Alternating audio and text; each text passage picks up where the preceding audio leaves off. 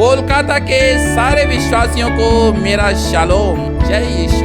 एक बहुत लंबे समय के बाद मैं धर्मतल्ला में YMCA के पास कोलकाता में बाइबल सोसाइटी के हॉल में 18, 19, 20 अप्रैल को फ्राइडे से लेकर ईस्टर तक सभाओं के लिए आ रहा हूँ। इन सभाओं में बहुत बड़ा काम होने वाला है। यीशु मसीह चलेगा और फिरेगा और गुड फ्राइडे के अवसर पर बहुत हीलिंग होगी, बहुत छुटकारे होंगे।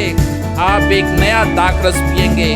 बद किए मेमने का लहू आपके लिए एकदम फ्रेश ब्लड है, वो आप पर बहने लगेगा।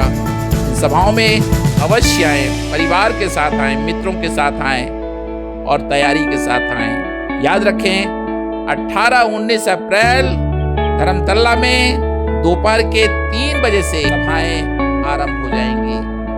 आमीन।